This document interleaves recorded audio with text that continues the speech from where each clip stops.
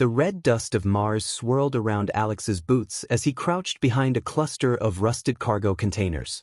The thin Martian atmosphere made his breathing shallow, even through his specialized suit. He checked his oxygen levels, 43 minutes remaining. It would have to be enough. The mining compound loomed ahead, its harsh industrial silhouette cutting against the sunset-painted sky. Somewhere inside those walls was Lyra, and he'd promised to get her out 3 years ago. No one on Earth even knew aliens existed. Then the Chronari ships appeared in our atmosphere, and everything changed. They came not as invaders but as business partners, offering advanced technology in exchange for mining rights on Mars. What humanity didn't realize was that the Chronari Empire had a dark secret. They operated on a rigid caste system, with the lowest caste treated as property. Alex hadn't planned on becoming a rescuer. He was just a maintenance engineer who'd signed a 5-year contract with Mars Tech, hoping to save enough credits to start his own repair shop back on Earth. The pay was good, the work straightforward. Keep the equipment running in the joint human-Chronari mining operation. Mind your business, follow orders, don't ask questions. That's what everyone did, until he found the hidden access tunnel. He'd been repairing a ventilation system when he noticed the airflow measurements didn't match the facility's official schematics. Curiosity got the better of him. After his shift, he returned and discovered a sealed passageway. Breaking protocol, he bypassed the security and found himself in a restricted section where dozens of young Chronari worked in horrific conditions, harvesting a rare mineral the humans weren't even told about. One of them had looked up at him, a small, frail alien girl with luminescent blue skin and eyes that reflected the stars themselves. In broken English, she'd whispered a single word: help. Her name was Lyra. Over secret visits during the next month, Alex learned her story. The Chronari representatives on Earth were all from the highest caste. They portrayed their society as unified and enlightened, while hiding the truth that their technological advancement was built on the backs of an enslaved underclass. Lyra and others like her had been brought to Mars because their physiological makeup allowed them to detect the valuable mineral that was the real reason for the Chronari's interest in our solar system. "We are considered tools, not people," she had explained, her voice barely audible. "My lifespan is calculated at 8 more Earth months before my nervous system fails from exposure." Alex knew helping her would mean risking everything. Contact between humans and lower caste Chronari was strictly forbidden. The diplomatic agreement between Earth and the alien visitors granted the Chronari complete autonomy over their own people. Interfering would be considered an interplanetary incident. If caught, he'd face imprisonment or worse, but he couldn't just walk away. Over weeks, he'd carefully gathered supplies, medical equipment adapted for Chronari physiology, emergency rations, a retrofitted environment suit that could accommodate Lyra's different biological needs. He'd mapped the patrol patterns, identified the blind spots in the security system, and modified a transport rover for the long journey across the Martian terrain to a research outpost run by a scientist he trusted. Now, crouched in the shadow of the mining facility, everything was at stake. The plan had to work tonight. Mars Tech Security had begun investigating the missing supplies. Tomorrow, they'd upgrade the biometric scanners, and his access codes would be useless. The mechanical hum grew louder as a Chronari guard drone drifted past. Alex pressed himself against the cold metal containers, holding his breath. The drone paused, its sensors sweeping the area. One detection, and automated systems would lock down the entire facility. After an excruciating 30 seconds, the drone moved on, continuing its programmed patrol route. Alex released his breath slowly and checked his tactical display. The guard shift would change in exactly 6 minutes, creating a brief window when the southwest access point would be vulnerable. He needed to move fast as he prepared to sprint across the exposed terrain toward the facility. His comm unit vibrated. A text message scrolled across his heads-up display. "They know. Operation compromised. Abort." It was from Chen, his only ally inside Mars Tech Security. If Chen was warning him off, the situation was dire. Alex hesitated, calculating his options. Abort now, and Lyra would die in those tunnels. Continue, and he might be walking into a trap. The facility's lights suddenly intensified, illuminating the perimeter in harsh white light. Security protocols were activating. Time was running out. Alex made his decision and began to run. Alex sprinted across the exposed terrain, his boots kicking up clouds of rusty dust. Each step felt heavier than it should, even in Mars' lower gravity. Fear and adrenaline coursed through his veins as the facility's blinding lights swept the ground around him. He reached the outer wall and pressed himself against it, trying to steady his breathing.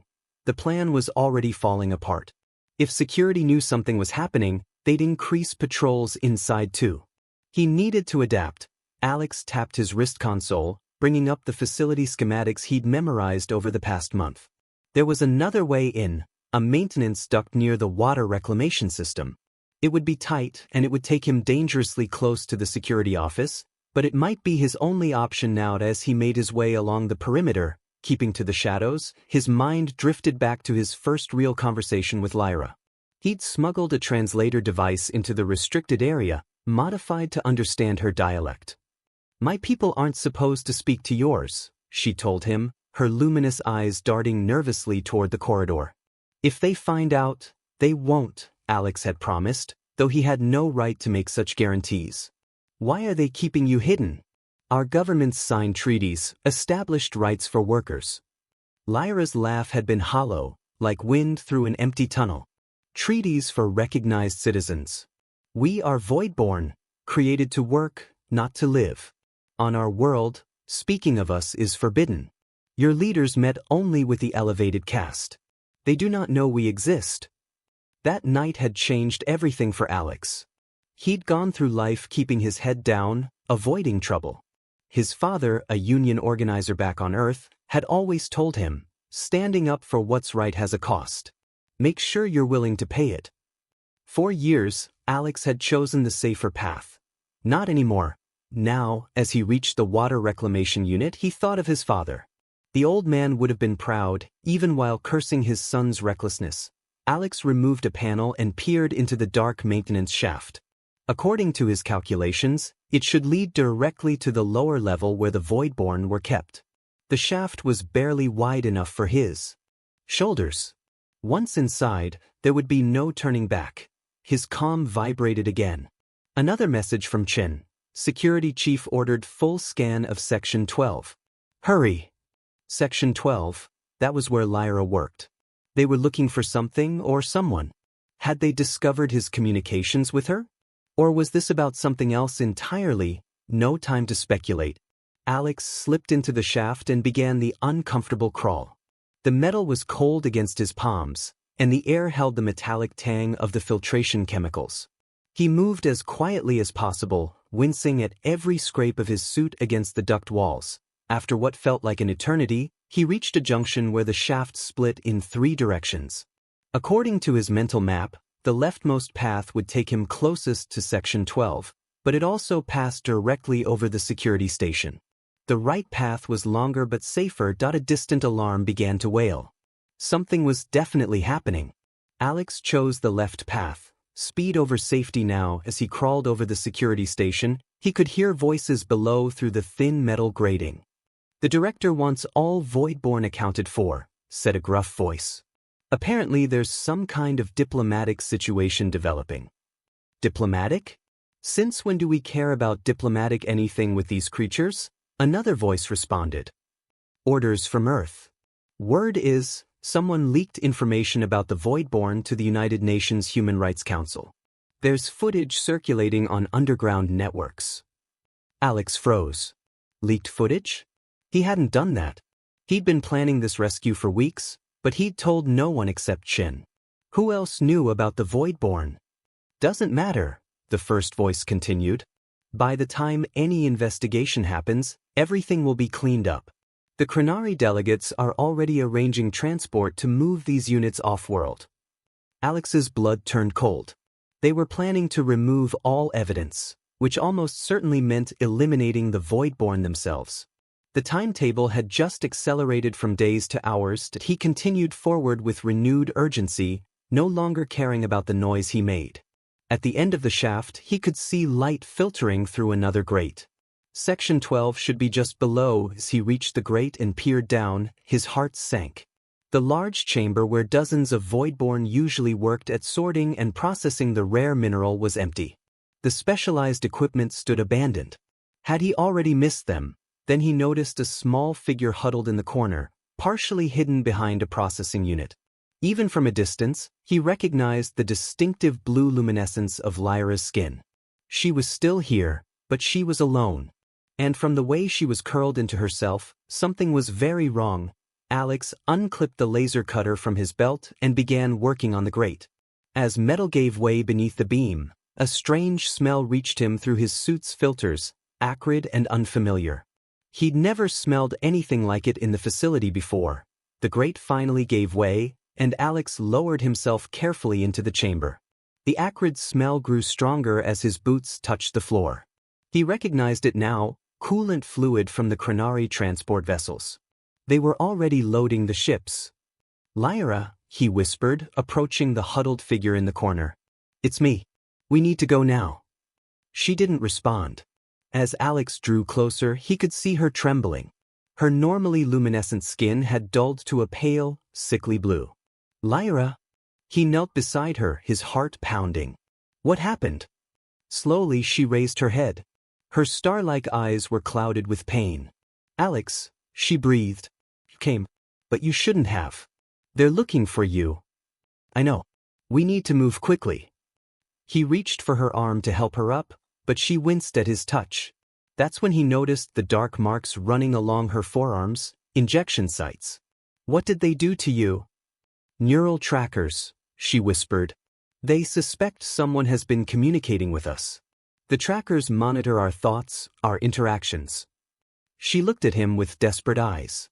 "They'll know I've spoken to you. They'll track us." Alex's mind raced. Neural trackers weren't part of the plan. The environment suit he'd modified for Lyra wouldn't shield against that kind of technology. They needed something to disrupt the signal. "Can they be disabled?" he asked. Lyra nodded weakly. "The elevated use dampening fields when they want privacy from the hive mind. But we'd need access to elevated technology." Alex's wrist console beeped. His oxygen levels were down to 30 minutes. Time was running out on multiple fronts. "Where are the others?" "The rest of the Voidborn." "Loading Bay 6. They're being transferred to the orbital station." Her voice cracked. "From there, back to Chronari Prime. They know someone discovered us. They won't risk keeping us on Mars anymore." A plan began to form in Alex's mind. It was risky, actually, it was borderline suicidal, but it might be their only chance. The elevated officers, where would they be now? Supervising the transfer. Their quarters would be empty. Understanding dawned in Lyra's eyes. "But the security is focused on the loading bay," Alex finished. "This might be our only opportunity." He helped Lyra to her feet, supporting her weight as she swayed unsteadily. The neural trackers were clearly affecting her more than she admitted. "Can you walk?" he asked. "I can try." Her determination shone through the pain in her eyes. Alex checked his tactical display. The elevated officers' quarters were 3 levels up, on the opposite side of the facility from the loading bays. They'd need to move through heavily trafficked areas to get there. "We need a distraction," he muttered, scanning the room. His eyes fell on the processing equipment. Specifically, the unstable mineral compounds the Voidborn had been harvesting. An idea formed, one his safety training explicitly warned against. "The crystalline compounds in the separator," he said. "How volatile are they when exposed to heat?" Lyra's eyes widened. "Very. That's why only Voidborn handle them. Our body temperature is lower than humans or elevated. The wrong heat signature could trigger a reaction." "Not an explosion," Alex clarified. "Just enough of a reaction to trigger alarms and draw attention away from our route." Working quickly, Alex modified one of his suit's heating elements and planted it among the raw minerals in the separator. He set a 5-minute delay, enough time to reach the maintenance shafts that would take them toward the officers' quarters. As they slipped into the corridor, Alex's comm vibrated again. Chen's message was brief. "Director ordered facility lockdown in 10 minutes. Full biometric scan." A biometric scan would detect both of them instantly, regardless of where they hid. Their already narrow window was closing fast. They moved as quickly as Lyra's condition allowed, ducking into recessed doorways whenever footsteps approached. Twice they nearly collided with security patrols, saved only by Alex's familiarity with the shift patterns. When they reached the maintenance CE access that would take them up toward the officer's level, Alex's makeshift diversion activated. Alarms blared throughout the facility, and an automated voice announced, "Environmental hazard detected in Section 12. All personnel implement containment protocol." The diversion worked better than expected. The corridor suddenly filled with rushing personnel, all heading away from them, toward the apparent crisis. Alex pulled Lyra into the maintenance shaft and sealed the access panel behind them. "Up we go," he whispered, helping her onto the narrow maintenance ladder. The climb was agonizing. Lyra struggled with each rung, her strength clearly fading. Alex stayed below her, ready to catch her if she fell. Halfway up, she stopped, clinging to the ladder as tremors ran through her body. "I can't," she gasped. "The trackers, they're designed to weaken us if we attempt escape." "We're almost there," Alex encouraged, though they both knew it wasn't true. "Just a few more levels." Suddenly, the shaft was flooded with red emergency lighting. A new alarm sounded, different from the environmental hazard warning. This one was higher-pitched, more urgent. "They've discovered I'm missing," Lyra said, panic edging into her voice. Alex checked his tactical display. 8 minutes until full lockdown. If they didn't reach the dampening field technology before then, the neural trackers would give them away instantly. They resumed climbing, every movement a battle against time and Lyra's failing strength. When they finally reached the access panel for the officer's level, Alex peered through the small viewing port. The corridor beyond was deserted, everyone responding to the multiple alerts that he helped Lyra through the panel and into the plush corridor. The contrast between this level and the Spartan conditions of the void-born areas was stark. Fine materials, ambient lighting, actual decorative elements. The hypocrisy made Alex's blood boil. "Which room?" he asked, supporting Lyra as they moved down the corridor. "Commander Vex," she whispered. "End of the hall.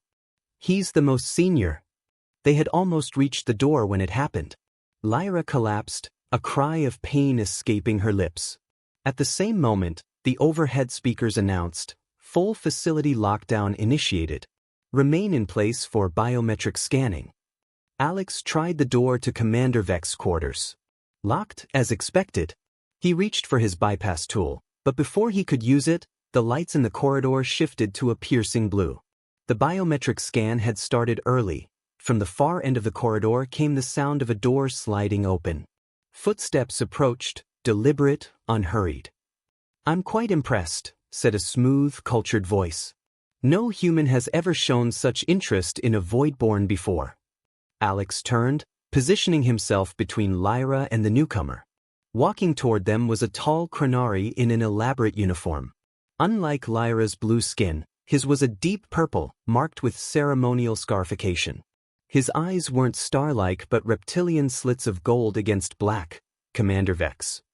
Though I must say," the commander continued, stopping several meters away, "your timing is most inconvenient. We're in the middle of a rather significant relocation." Alex's hand moved slowly toward the laser cutter on his belt. The commander noticed the movement and smiled, revealing rows of needle-like teeth. "Oh, I wouldn't," he said calmly. "The moment you draw that weapon, security protocols will activate. The consequences would be unpleasant for both of you." Behind Alex, Lyra struggled to her feet. "You won't take us back," she said, her voice stronger than it had been since he found her. "I won't let you erase us again."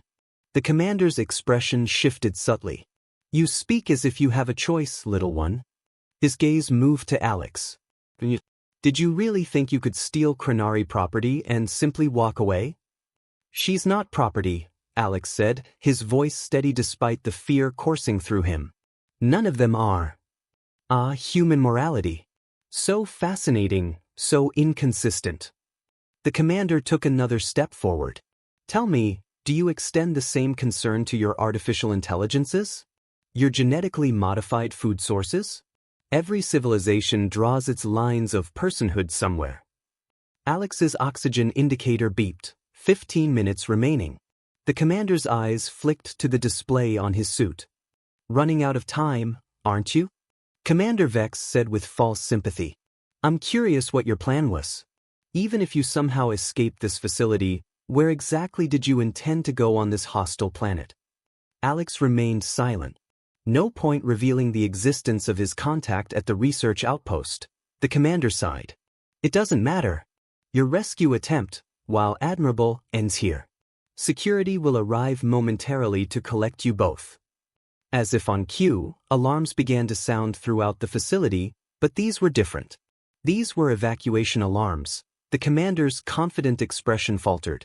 He raised his wrist to his mouth and spoke rapidly in the Krenari language. Whatever response he received caused his eyes to widen in genuine surprise. For the first time, Alex allowed himself to feel a flicker of hope. Something unexpected was happening, something not even Commander Vex had anticipated. The facility trembled beneath their feet.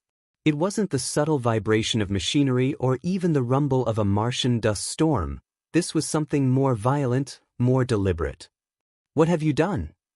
Commander Vex demanded, his composure cracking. When Alex didn't answer, the commander's golden eyes narrowed to slits. This is more than a simple rescue attempt. Before Alex could respond, the overhead speakers crackled to life. Attention all personnel. Multiple breaches detected in the western perimeter. Unknown vessels have entered restricted airspace. This is not a drill. Security teams to defensive positions. Alex was as surprised as the commander. This wasn't part of his plan. He'd come alone, with no backup. Commander Vex's wrist communicator chimed insistently. He raised it to his ear, listening intently. His expression shifted from confusion to anger, then to something Alex hadn't seen on any Krenari face before, fear. Impossible, the commander muttered. Then he straightened, composing himself. It seems our conversation must be cut short. We have uninvited guests. Another explosion rocked the facility, closer this time. The lights flickered, plunging the corridor into momentary darkness before the emergency system engaged. In that instant of darkness, Alex felt Lyra's hand close around his wrist with surprising strength. Now, she whispered, while he's distracted. But before they could move, Commander Vex drew a sleek weapon from his uniform. I think not. You two are coming with me to the secure hangar. If these are indeed who I suspect, you may prove valuable bargaining assets. Who? Alex asked, playing for time as he assessed their options. The laser cutter was still on his belt, but Vex's weapon was already drawn. The commander's mouth twisted into a grimace. Rebels. Misguided idealists who think our caste system can simply be dismantled after millennia of stability. His gaze flicked to Lyra. They've been spreading propaganda throughout the lower systems, filling void-born heads with dangerous notions of equality. Another explosion, even closer. Dust rained from the ceiling. The facility's structure was compromised. The rebels are here for the void-born, Lyra said, her voice gaining strength. They've come for all of us. Alex's mind raced. Rebel Krenari fighting against their own caste system. It changed everything. If they were targeting this facility specifically for the void-born, they might have a way to disable the neural trackers. But before he could formulate a new plan, the wall at the end of the corridor exploded inward in a shower of debris and red dust. Through the swirling chaos stepped three figures in environmental suits unlike any Alex had seen, not human design, nor like the ornate armor of the elevated Krenari. Their helmets were opaque, giving no hint of who or what might be inside. Commander Vex raised his weapon, but one of the figures fired first, a pulse of blue energy that knocked the weapon from his hand, leaving his arm hanging limp at his side. Step away from the Voidborn, the central figure commanded, voice distorted through the suit's comm system. The translator in Alex's helmet rendered the words in English, but he could tell they were originally spoken in the Krenari language. This facility is under Earth Krenari treaty protection, Commander Vex said, his authoritative tone undermined by the slight tremor in his voice. Your actions constitute an act of war against two worlds. There can be no treaty protection for crimes hidden from one party, the figure responded, advancing slowly. The humans didn't know about the Voidborn. We made sure of that. Alex's head snapped up. You sent the footage to Earth? To the Human Rights Council? The figure turned toward him. One of many seeds we've planted. Your kind aren't so different from ours, capable of great cruelty, but also great compassion when shown the truth. Commander Vex lunged suddenly, reaching for an emergency panel on the wall. The lead figure fired again, but too late. Vex's fingers connected with the control. Immediately, a transparent barrier slammed down from the ceiling, separating Vex from the others. Containment protocol initiated, announced the facility's automated system. Sector sealing in progress. You've doomed yourselves, Vex said, his confidence returning.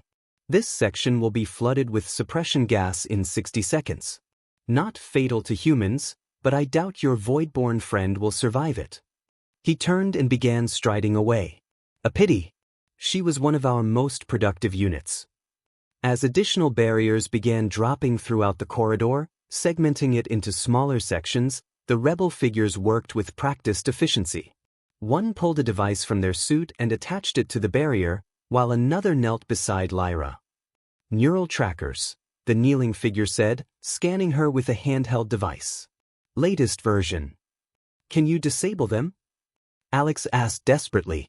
His oxygen indicator now showed less than 10 minutes remaining. The figure nodded. But not here. We need to get her to our ship. They looked up at Alex, the opaque helmet revealing nothing. Why are you helping her? What do you gain? Nothing, Alex said. I just couldn't walk away. The figures studied him for a moment, then reached up and did something unexpected. They removed their helmet. Inside was not a Chronari, but a human woman with close-cropped hair and intense eyes. Grace Chin, she said. United Earth Intelligence. Alex stared in disbelief. Earth Intelligence? But the treaties were signed without full disclosure, Chin finished. We've suspected for years that the Chronari were hiding something. When we discovered the Voidborn, we made contact with the Chronari rebellion. Turns out we have mutual interests. The barrier between them and the corridor began to hiss as the device attached to it created a small, melting hole. Your friend Chin who's been messaging you. Grace continued. He's one of ours. When he reported your interest in the Voidborn, we accelerated our timetable. Alex's mind reeled. He'd been under surveillance the whole time? So my entire rescue plan was brave but unnecessary, Grace said, not unkindly. Still, your actions forced the Chronari to move their operation ahead of schedule, which worked in our favor. The other two figures had removed their helmets as well. One was human, the other a Chronari with teal skin marked with simple patterns, clearly not an elevated. We have 40 seconds before the gas, the Chronari rebel warned. The breach is almost large enough. Alex turned to Lyra, who was watching the proceedings with wide, stunned eyes. Did you know about this? About the rebellion? She shook her head. We heard whispers, stories, but we thought they were just that, stories meant to give us hope. Her voice dropped to a whisper. I never imagined humans would be working with them. 20 seconds, called the rebel working on the barrier. The hole was now large enough for a person to squeeze through. We need to move, Grace said, helping Lyra to her feet. Our ship can accommodate all the Voidborn we've liberated from the loading bay. As they prepared to escape through the barrier, a new alarm sounded, different from the others, more urgent. Atmospheric breach detected, announced the facility. Emergency protocols engaged. All personnel to evacuation vessels. Grace's face paled. That's not us. We secured the loading bay, but we didn't breach the atmosphere. The human rebel checked a device on his wrist. Multiple impacts on the facility's dome. Something's trying to break in from outside. The elevated reinforcements. Lyra suggested, terror in her voice. The Chronari rebel shook his head. Elevated wouldn't risk a dome breach. Too destructive, too indiscriminate. A terrible possibility dawned on Alex. The mining, he said. What exactly are the Voidborn extracting here? Grace and the rebels exchanged grim looks. It's not just a mineral, Grace admitted. It's a pheromone compound, harvested and refined for Chronari use. The elevated use it to maintain control over the lower castes. But it has another effect, the Chronari rebel added. It attracts them. Them? Alex asked, though he already suspected the answer. The reason the Chronari came to Mars in the first place, Grace said quietly. What they've been running from for centuries. An apex predator from their home system that hunts by sensing the pheromone compound. We thought they were just Chronari legends, but the facility shook violently, cutting off her words. Through the walls came a sound that chilled Alex's blood, not an explosion, but an organic screech that no human or Chronari throat could produce. We need to leave. Now. Grace's voice was tight with controlled fear as Alex helped Lyra toward the barrier breach. He glanced back down the corridor where Commander Vex had disappeared. The commander knew what was coming. That's why he'd been so desperate to complete the relocation ca. Before Earth authorities could investigate, the Chronari weren't just exploiting the Voidborn, they were using them as bait, keeping the predators focused on Mars while the elevated escaped to safety. And now those predators had arrived, drawn by the very compound Lyra and her people had been forced to extract. The rescue mission had just become infinitely more complicated.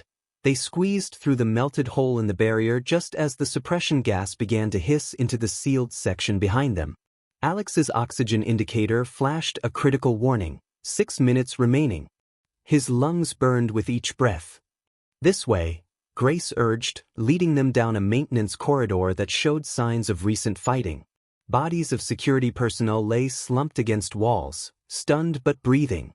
The rebels had been careful to avoid fatalities. Another inhuman screech echoed through the facility, closer this time. The walls trembled as something massive moved through the structure above them. What exactly are these things? Alex asked, supporting Lyra as they ran. The Chronari call them Void Hunters, the Chronari rebel explained between labored breaths. Apex predators that nearly wiped out our species before we developed space travel. We thought we'd left them behind centuries ago. But the elevated brought the pheromone compound to your solar system, Lyra said, understanding dawning in her eyes. They knew the hunters would follow. Grace nodded grimly. The Voidborn weren't just workers, they were sacrifices. The elevated have been using Mars as a distraction, keeping the hunters focused here while they establish their real colony elsewhere in your system. The corridor ended at a heavy blast door. The human rebel punched a series of codes into the control panel, overriding the lockdown protocols. The door slid open to reveal the vast loading bay where the Voidborn had been gathered for transport. Alex stopped short at the sight before him. The cavernous space was now a makeshift evacuation center. Dozens of Voidborn, perhaps 100 in total, were being guided onto 3 sleek ships unlike any Mars transport Alex had seen. Human operatives in Earth intelligence uniforms worked alongside Chronari rebels, moving with practiced efficiency. Your friends from the processing section are already aboard, Grace told Lyra, pointing to the nearest ship. We need to get you there too so we can neutralize those neural trackers. A violent impact shook the loading bay doors at the far end of the facility. Metal groaned as something massive pushed against the reinforced panels. They're trying to break through the main doors, the human rebel warned. We need to launch now. What about the rest of the facility personnel? Alex asked. He might have come for Lyra, but he couldn't ignore the other humans still trapped inside. The elevated already evacuated their critical personnel, Grace assured him. The remaining human staff have been directed to the emergency shelters. They'll hold until the Earth Defense Fleet arrives. Fleet? Alex blinked in surprise. Earth is sending military ships? Grace's expression hardened. The Chronari violated every clause of our treaty by enslaving sentient beings and endangering our colony. This is now officially a rescue and containment operation. As they hurried toward the nearest rebel ship, the facility's systems blared another warning. Structural integrity at 20%. Catastrophic failure imminent. Commander Vex, Lyra said suddenly, stopping in her tracks. Where did he go? The question had barely left her lips when a side door to the loading bay burst open. Commander Vex stood there, surrounded by 6 elevated guards in full combat armor. The commander's arm was no longer limp. He'd received medical attention and now held a larger, more menacing weapon. "This facility may be lost," he called across the bay, "but I will not allow our property to be stolen by terrorists and human spies." The elevated guards raised their weapons in unison, targeting the rebels and Voidborns still making their way to the ships. "Take cover!" Grace shouted, pushing Alex and Lyra behind a stack of cargo containers as energy pulses sliced through the air where they'd been standing. The rebels returned fire, creating a chaotic crossfire in the loading bay. Voidborns scattered, seeking shelter as the battle erupted around them. "The ships," Alex said urgently. "We need to get everyone on board before those things break through." Grace nodded, tapping her comm unit. "All teams, execute priority evacuation. Defense squad, cover the civilians." Through the cacophony of weapons fire, the screeching of the Void Hunters grew louder. The loading bay doors buckled inward, creating a gap through which the thin Martian atmosphere began to whistle. "We're out of time," the Krenari rebel warned. Alex made a split-second decision. "Get Lyra to the ship," he told Grace. "I can create a diversion." Before anyone could stop him, he darted from cover, making his way toward the environmental control station at the side of the bay. If he could override the atmospheric regulators, he might be able to buy them the time they needed. Commander Vex spotted him and adjusted his aim. "The human traitor," he snarled. "Always interfering." An energy pulse grazed Alex's shoulder, sending pain lancing down his arm. He stumbled but kept moving, diving behind the control station as more shots followed. His oxygen indicator now showed less than 3 minutes. Fingers flying over the controls, Alex accessed the environmental systems. One option stood out: the emergency purge protocol, designed to clear contaminants by venting sections to the Martian atmosphere. It would create a powerful outward suction, strong enough to pull the Void Hunters away from the breach if timed correctly, but it would also depressurize the entire loading bay. Alex keyed his comm. "Grace, get everyone on the ships now. I'm going to vent the bay to push those things back." "Negative," her voice crackled back. "You'll be killed. Just make sure the ships are sealed." Alex's hand hovered over the control. "And save Lyra." Through the chaos of the firefight, he caught sight of Commander Vex taking aim at a group of Voidborn making a desperate run for the nearest ship. Without hesitation, Alex initiated the purge sequence. Warning lights flashed throughout the bay as the automated system announced, "Atmospheric purge initiated. All personnel evacuate immediately." The effect was immediate. As pressure doors slammed shut throughout adjacent sections, powerful vents opened in the loading bay ceiling. The resulting depressurization created a violent upward wind, pulling everything not secured toward the vents. The elevated guards, caught in the open, lost their footing. Commander Vex grabbed a support pillar, holding on as his subordinates were swept upward. His face contorted with fury as he saw his prey escaping. The loading bay doors finally gave way completely, but instead of Void Hunters pouring in, they were caught in the powerful outward suction. Unearthly screeches filled the thinning air as the creatures were pulled away from the facility. Alex held onto the control station with all his strength, but his grip was slipping. His suit's oxygen supply was almost depleted, and the thin Martian atmosphere couldn't sustain him. Darkness crept into the edges of his vision. Through blurring eyes, he saw the rebel ships sealing their hatches, Voidborns safely aboard. Lyra stood at a viewport, her hands pressed against the glass, watching him with horror as she realized his sacrifice. As his strength failed, Alex felt a strange peace. He'd come to Mars hoping to save enough money to open a repair shop back on Earth. Instead, he'd helped expose an interplanetary conspiracy and saved hundreds of lives. His father would definitely have called that a fair trade. Just as his fingers lost their hold on the control station, something grabbed him from behind. Through the haze of oxygen deprivation, he glimpsed a Krenari environmental suit, not one of the rebels, but the ornate armor of an elevated. Commander Vex had reached him. Alex prepared for a final attack, but instead, the commander activated a personal shield that enveloped them both, protecting them from the worst effects of the depressurization. With surprising strength, Vex dragged Alex toward a small emergency vessel docked at the side of the bay. Why? Alex managed to gasp as the commander forced him into the craft. Insurance, Vex replied coldly, sealing the hatch behind them. The Elevated don't abandon valuable assets. The small ship detached from the facility just as the main structure began to collapse. Through the viewport, Alex watched the rebel vessels rising safely into the Martian sky, pursued by dark, writhing shapes, void hunters that had survived the purge. Your friends won't reach orbit, Vex said, inputting coordinates into the navigation system. The hunters are faster than any ship the rebels possess. Alex's heart sank until a brilliant flash of light illuminated the Martian landscape. From above, sleek vessels unlike any he'd seen before descended into the atmosphere, their weapon systems targeting the pursuing hunters with surgical precision. The Earth Defense Fleet, Alex realized. They're here. The color drained from Commander Vex's face as he watched his carefully constructed operation fall apart. Multiple communication channels activated simultaneously as Earth military vessels established a perimeter around the collapsing facility. Commander Vex, came an authoritative voice over the emergency channel. This is Admiral Helena Reyes of the Earth Defense Fleet. Your vessel has been tagged and locked. Power down immediately or be neutralized. Vex's hands hovered over the controls, weighing his options. For a moment, Alex thought he might attempt to flee, or worse, crash their vessel into one of the rebel ships carrying the Voidborn. Instead, the commander slowly lowered his hands. The Elevated Council will not accept this interference, he said, though his voice lacked conviction.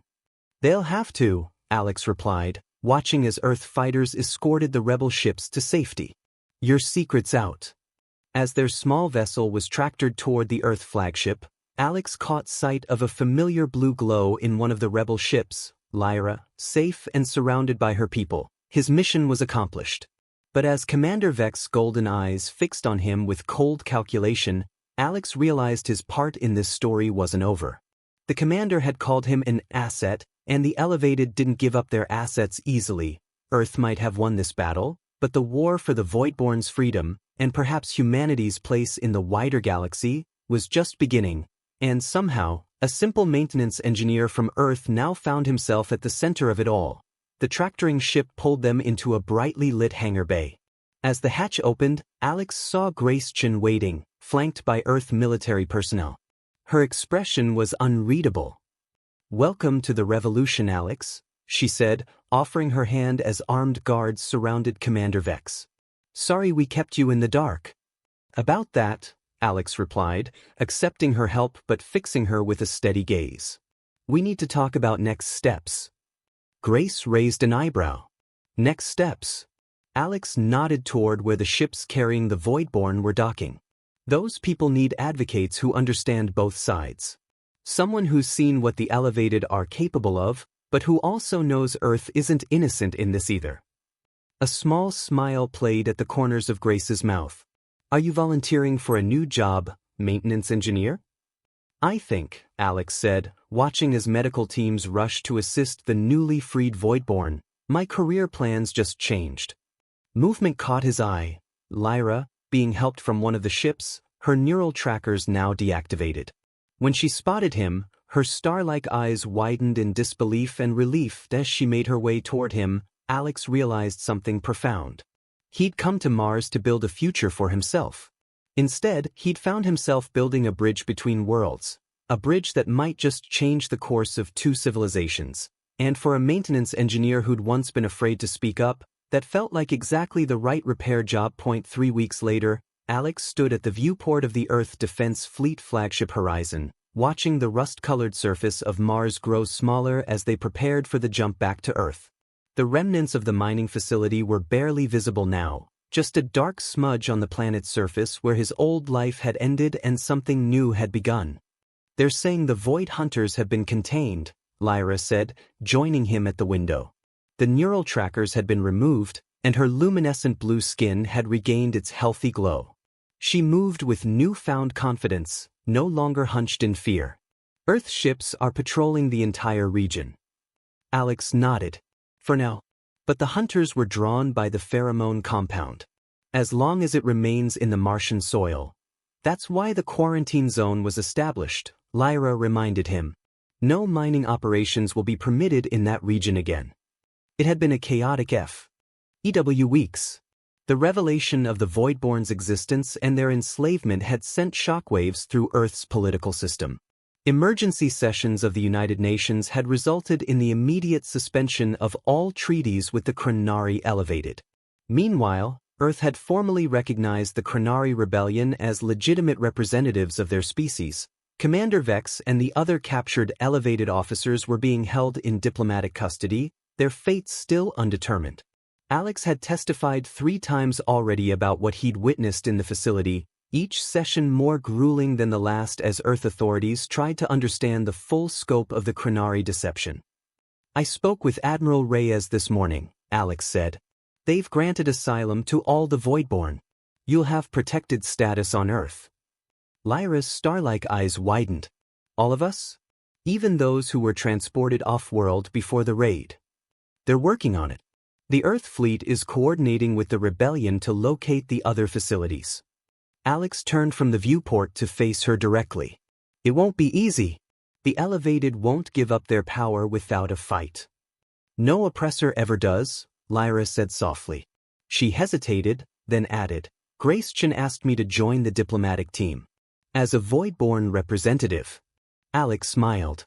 You should do it. Your people need a voice. What about you? Lyra asked. What will you do when we reach Earth? It was a question Alex had been asking himself for days.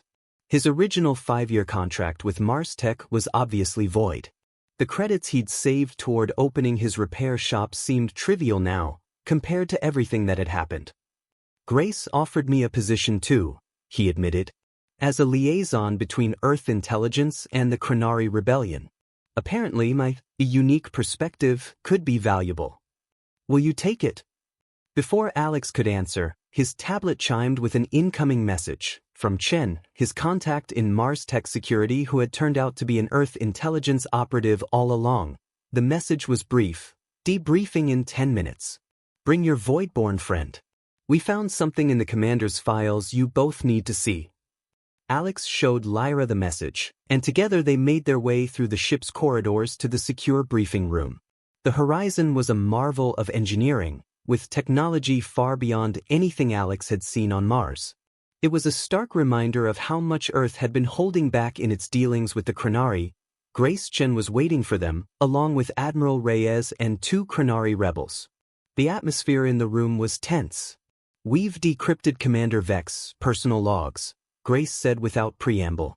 The Elevated have a secondary facility in the Saturn system, much larger than the one on Mars. Alex felt Lyra stiffen beside him. How many Voidborn? She asked. Thousands, Admiral Reyes answered grimly. And it appears they're not just mining the pheromone compound there. They're weaponizing it. The implications were clear. Control the pheromone. Control the Void Hunters. Create a weapon that could target specific planets or settlements. There's more, Grace added, her eyes meeting Alex's. Your name appears repeatedly in the commander's recent communications with the Elevated Council. They're very interested in you, specifically. Why? Your resistance to the neural influence, one of the Chronari rebels explained. When you first discovered the Voidborn, you were briefly exposed to the control frequencies the Elevated use. Most humans would have forgotten what they saw or been compelled to report it immediately. You weren't affected. Alex remembered that first day, finding the hidden tunnel, seeing Lyra and the others. He'd felt a strange buzzing in his head, a compulsion to walk away, but he'd pushed through it. So what does that mean? He asked. It means, Admiral Reyes said, that you might be the key to developing protection against Chronari control technology. And that makes you extremely valuable, to both sides. The weight of her words settled over the room. What had started as one man's attempt to help a single person had evolved into something that could affect the balance of power between worlds. As the briefing continued, Alex glanced at Lyra. She met his gaze and nodded slightly, a silent understanding passing between them. Whatever came next, they would face it together. Two individuals from different worlds, brought together by circumstance but united by a shared belief in freedom. The stars visible through the briefing room's small viewport seemed to shine with new meaning. Somewhere out there, thousands more like Lyra waited for liberation. And despite the dangers ahead, Alex knew with absolute certainty that his days of keeping his head down were over for good. The revolution had begun on Mars. But it wouldn't end there.